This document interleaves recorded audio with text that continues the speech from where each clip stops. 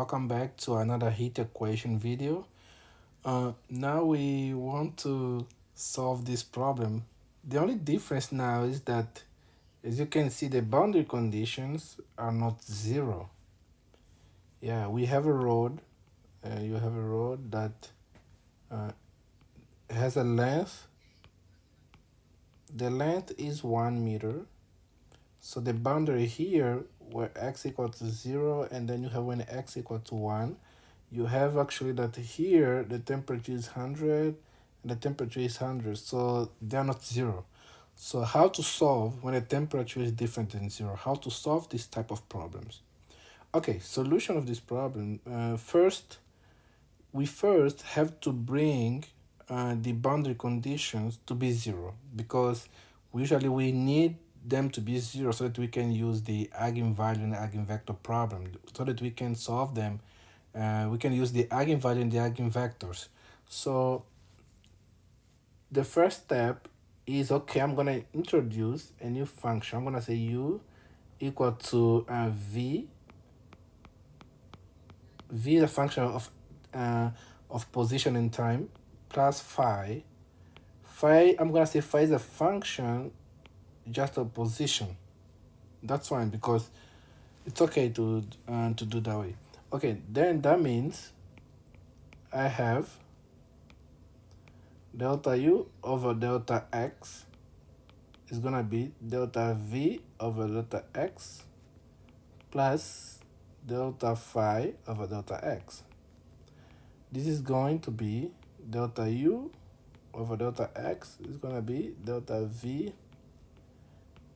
plus, just put phi prime x, because phi is just a function of x. Okay, then I'm gonna go for the second derivative. I have second derivative of v plus second derivative of phi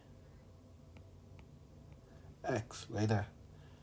Okay, then I have this. Now I'm gonna take this. Oh, okay. Now it's also missing delta u over t, which is going to be delta v over delta t plus phi is just a function of x. So d phi over d time is gonna be 0, because phi is just a function of x. Then it's gonna be over delta t. Okay, now I'm gonna sub this to the original equation. Then I'm gonna have, I will have k delta. Second derivative is gonna be delta v over delta x squared plus second derivative of phi x. This has to be equal to delta v over delta t, because delta u over delta t is just delta v over delta t. Now here, from here, you have k delta v over delta x squared plus k times equal to delta v over delta t. Now from here, I'm gonna break it into two problems. I'm gonna say I want this to be 0, k phi x, I want it to be 0. If this is 0, then I'm gonna have this has to be equal to this. Then I have k second derivative v x squared has to be equal to delta v over delta t, right? So I have two problems. So this is a second order ODE, so I need two conditions to solve it. And for this one also, I need to, for the PDE, I need two boundary conditions and one initial condition. So I will go to the boundary and initial conditions that I have here. So the first one I have is that u 0t equal to 100. I know that u xt equal to vxt plus phi x. That means u 0 t is gonna be 0 t plus phi 0 has to be equal to 100. Okay, I have this condition, this is equal to 200. I'm gonna say I want v 0t to be equal to 0. If this is 0, then that implies that phi 0 has to be equal to 100, like that.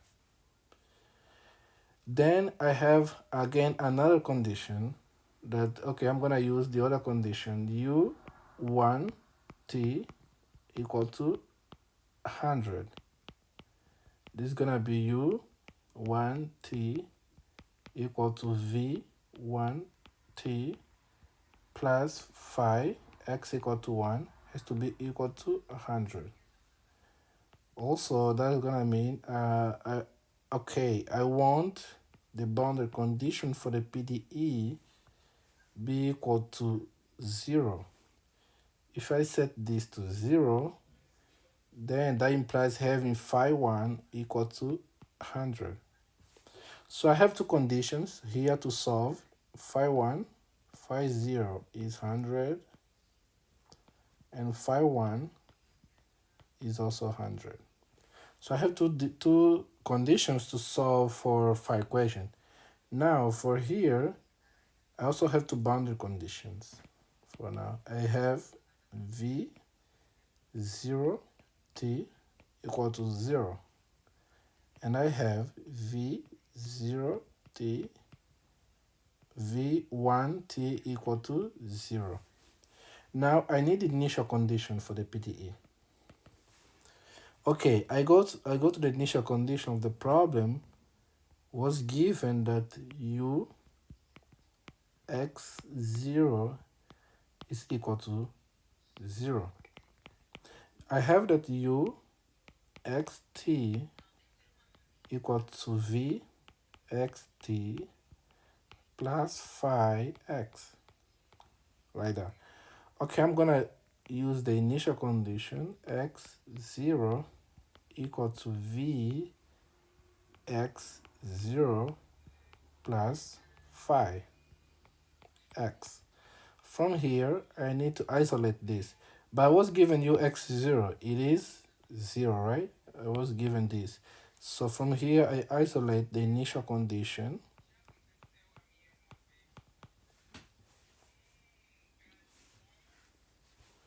Okay, vx0 is gonna be equal to isolate from here minus phi x.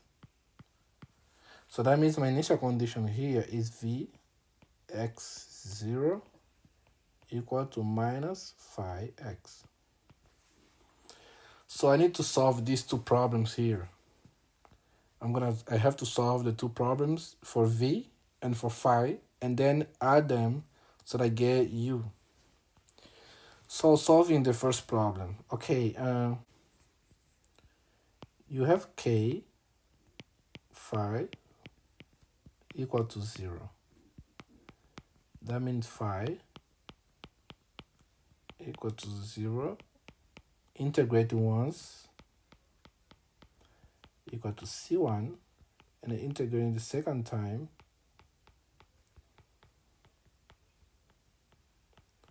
c2. I'm gonna use the condition that I have, phi 0 equal to 100 to find a constant c1 and c2. Then I'm gonna have phi 0 equal to c1 times 0 plus c2 has to be equal to 100. Implies that c2 has to be equal to 100. Then I'm gonna use phi 1 has to be equal to 100. I have phi 1 equal to c1 plus c2 has to be equal to 100. Then I have c1 equal to 100 minus 100 gives you 0. Then you have the phi equation. c1 is 0, just c2 100. This implies that actually the initial condition here is going to be just Vx0 equal to minus 100, like that. Okay, now we solve the PDE for V. The equation is K Vx squared equal to delta V over T. This equation actually we solved in the previous video, so I'm gonna just solve it like quick. So usually we did that, and then you find Vx x prime t, then you get Vxx x t, and then you go for Vt x t, and then you substitute the equation, you get t equal to xt, then divide both sides by xt. That leads to k x over x, then you have t prime over t, then you separate, you have equal to 0. And by solving t, you can just see the previous video. You get, I'm gonna say C3 E lambda t. Okay, I'm gonna set for lambda equal to 0. I get x equal to 0. Then you get x equal to C4 x plus C5. Now the boundary condition, for the boundary conditions, you have V 0 t equal to 0. That just implies that x 0 equal to 0. If you use these, you get C5 equal to 0. You get V1 t equal to 0. That implies x1 equal to 0. If you use this, C4 equal to 0. Then for lambda equal to minus alpha squared, that leads to x. Oh yeah, that leads to x plus alpha squared x equal to 0. Then you have x equal to C6 cos alpha x plus C7 sine alpha x. Okay, x0. If you use this, you get C6 equal to 0. Then if you use x1, C6 equal to 0, C7 sine alpha equal to 0. Then you get sine alpha equal to 0, alpha equal to n pi, for n equal to 1, 2, 3, and so on. When you combine u, v in this case, equal to x times t is going to be C7, alpha equal to n pi times C3 e lambda t. Now from here, for n equal to 1, 2, 3, and so on. So I'm going to say Vxt equal to the summation n equal to 1 unto infinity Cn e alpha is lambda is minus alpha squared t sine of n pi, where alpha equal to n pi. Now you need to find Cn, so what you're gonna do is just use the initial condition.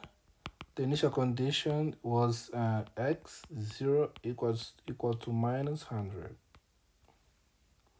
So that means Vxt is 0 equal to summation n1 infinity Cn 0 sine of n pi has to be equal to the initial condition minus 100.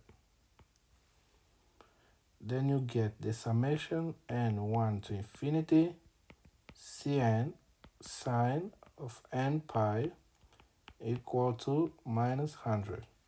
From here, Cn equal to 2 over 1, 0 until 1, minus 100 sine n pi. Oh wait, I just noticed here that yeah, that is x here, x and x and x. Yeah, I just missed the x dx. Okay, dx. Then you just have the Cn equals to minus 200 integral from 0 sine of n pi x dx. This is going to be 200, just the integral n pi cos of n pi x, 0 to 1. Then you have 200 times n pi. When you sub 1, gives you cos of n pi, minus when sub 0 gives you cos of 0, which is just 1. Then Cn equal to 200 over n pi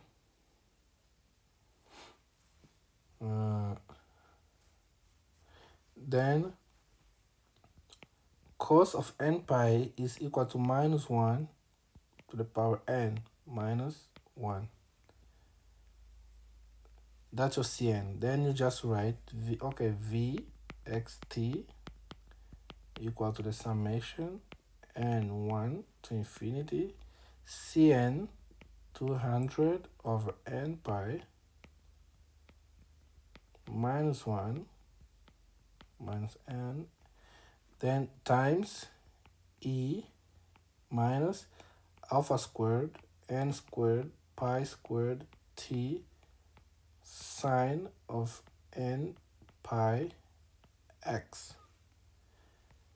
So that's your Vx. Now you just go to write uxt equal to Vxt plus phi x. So you just have phi x is just 100 plus 200 over pi is a constant. I can put it out of the summation to infinity. Then you have minus 1 and minus 1 divided by n times e n squared pi squared t sine of n pi x. So this is your solution. Just to put a uxt 100 plus 200 pi n 1 to infinity minus 1 n divided by n e minus n squared pi squared t sine of n pi x. So this just shows that when you can just analyze, it just shows that when time goes to infinity, u just becomes 100 because this goes to 0. So this is the steady state solution.